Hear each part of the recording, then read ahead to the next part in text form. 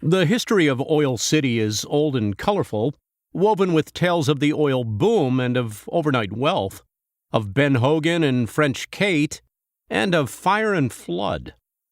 Often missing is the story of a great Seneca leader widely known as Chief Cornplanter.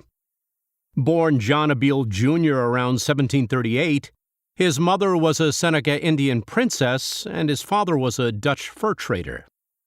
As a young man, Cornplanter was known to be a valiant warrior in battle, and although he became a Seneca war chief, he was a seeker of peace, not war.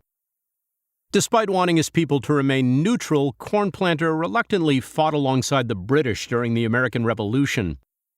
After the war, he allied the Six Nations with the United States to avoid annihilation and complete conquest of their tribal lands. A friend of George Washington, Cornplanter helped the new nation maintain peace with various tribes and prevented threatening alliances from forming. He also helped negotiate several treaties between Native American tribes and the United States.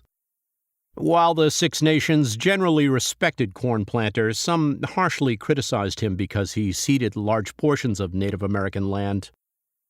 Throughout his life, he served as the main liaison between the Six Nations in both the United States and the state of Pennsylvania. As a friend of the U.S., Cornplanter protected the people of Franklin and Meadville, Pennsylvania, for many years.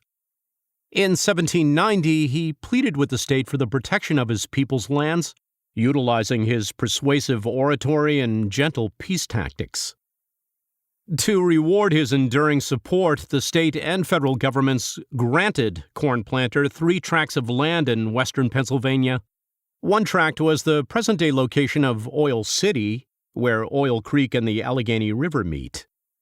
While the Seneca were relocated to reservations, Cornplanter and his family chose to live on the land grant near Warren, Pennsylvania.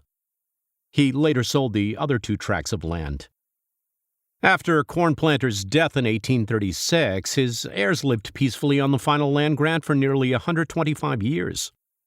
In 1960, following over 20 years of controversy, the United States government passed an appropriation bill for the construction of the Kensuah Dam on Seneca land. When the area was flooded in 1964, destroyed were the last visible remnants of Native American lands in Pennsylvania, and displaced were a community of over 100 families with deep traditions and roots. Cornplanter's legacy lives on in western Pennsylvania. A strong warrior, committed peacemaker, and effective statesman, Chief Cornplanter contributed a great deal to the relationship between the Six Nations and the burgeoning United States, as well as the state of Pennsylvania and the oil region in the late 18th century. For more information about the Oil Region National Heritage Area, visit oilregion.org.